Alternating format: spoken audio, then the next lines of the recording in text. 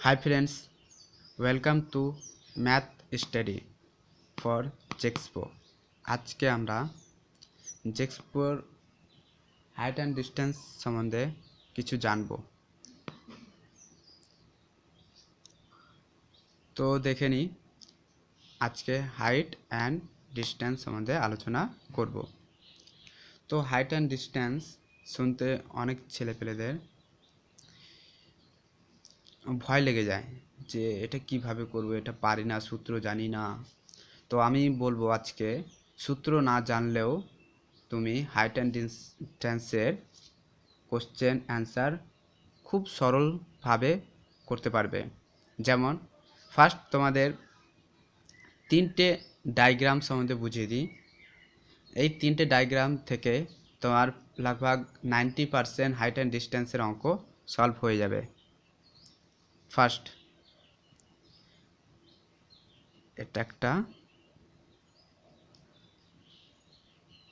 এটা কি সমকোণী ত্রিভুজ 90 ডিগ্রি, এটা 90 ডিগ্রি থাকে কিন্তু এটার কোনো মান ধরা হয় না সমকোণী ত্রিভুজ যখন আমরা হাইট অ্যান্ড ডিস্টেন্সের অঙ্ক করব। এটা কি সমকোণী ত্রিভুজ। তো এবার এই কোণটাকে আমি ধরলাম কত 45 ডিগ্রি।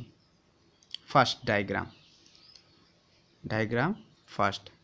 সেকেন্ড ডায়াগ্রাম এটা নিচ্ছে কত 60 ডিগ্রি অ্যাঙ্গেল, এই অ্যাঙ্গেলটা নিচ্ছে কত 60 ডিগ্রি। থার্ড ডায়াগ্রাম হচ্ছে এটা নিব কত 30 ডিগ্রি অ্যাঙ্গেল, এটা থার্ড ডায়াগ্রাম। প্রত্যেকটা ডায়াগ্রামে তোমাদের আলাদা মান ধরে নিতে হবে। যেমন প্রত্যেকটা ডায়াগ্রামে আমি একটা কথা বলবো, সেটা হলো তুমি ভূমিটাকে ধরে নাও। ভূমি এখানে ধরে নিলাম কত এক্স, এটা কার ক্ষেত্রে 45 ডিগ্রির ক্ষেত্রে। 60 ডিগ্রির ক্ষেত্রেও কি ধরে নেব ভূমিটা এক্স, আর 30 ডিগ্রির ক্ষেত্রেও ধরে নেব এটা কি এক্স। এবার আমি তোমাদের বলবো সেটা হলো যখন 45 ডিগ্রি হবে, যখন থিটার মান 45 ডিগ্রি হবে, কোশ্চেন যাই হোক না কেন, যখন থিটার মান 45 ডিগ্রি হবে তখন ভূমি আর লম্ব কি হবে সমান হবে। যদি এটা এক্স হয় তাহলে এটা কি হয়ে যাবে এক্স হবে।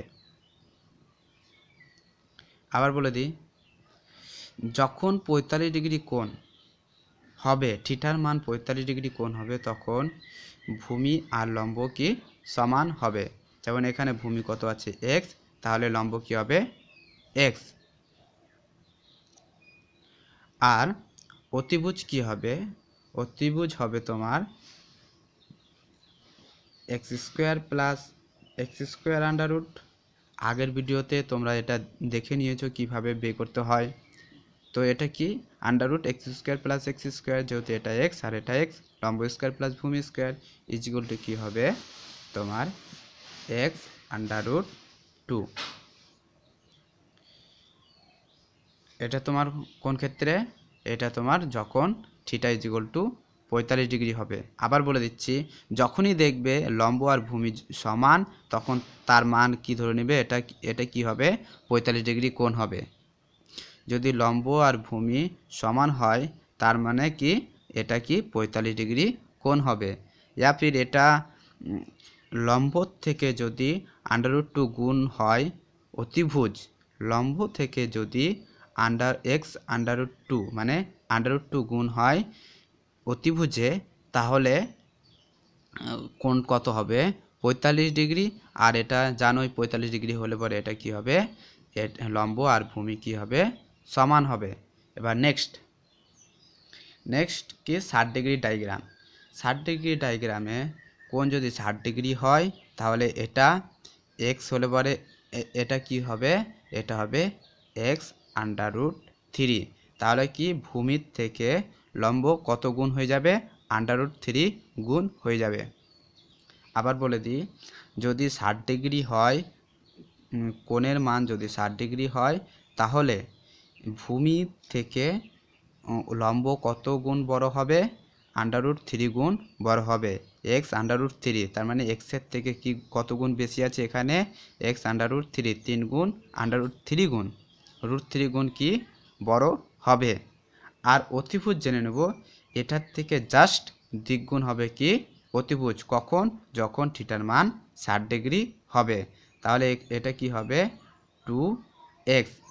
আবার বলে দিচ্ছি বন্ধুরা, যদি 60 ডিগ্রি কোণ হয়, থিটার মান যদি 60 ডিগ্রি কোণ হয়, তাহলে ভূমির থেকে কত গুণ হবে অতিভুজ? দ্বিগুণ হবে। ভূমির থেকে দ্বিগুণ হবে অতিভুজ। আর যদি এটা দেওয়া থাকে যে ভূমি x আর অতিভুজ দ্বিগুণ, তাহলে তোমাকে বুঝে নিতে হবে এর কোণ কত ডিগ্রি আছে? 60 ডিগ্রি আছে। আবার যখন বলে দেবে ভূমির থেকে লম্ব √3 গুণ বেশি, তখন তোমাকে বুঝে নিতে হবে এটা কত ডিগ্রি কোণ আছে? 60 ডিগ্রি কোণ আছে। আর যদি 60 ডিগ্রি কোণ দেওয়া থাকে আর একটা দেওয়া থাকে ভূমি দেওয়া থাকে, তাহলে লম্ব বের করতে পারবো, ভূমির থেকে কত গুণ করে দিব? √3 গুণ বেশি করে দিব। আর যদি অতিভুজ বের করতে বলে, তাহলে কি করব? 2 দিয়ে গুণ করে দিব ভূমির সঙ্গে, তাহলে কি বেরিয়ে যাবে? বেরিয়ে যাবে তোমার অতিভুজ।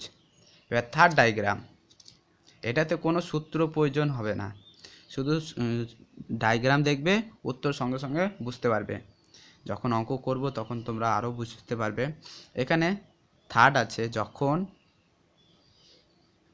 30 ডিগ্রি কোণ হবে আর ভূমি যদি x হয়, যখন 30 ডিগ্রি কোণ, যখন থিটার মান 30 ডিগ্রি, আর যখন থিটার মান 30 ডিগ্রি আর ভূমি দেওয়া থাকছে যদি x, তখন লম্ব কি হবে?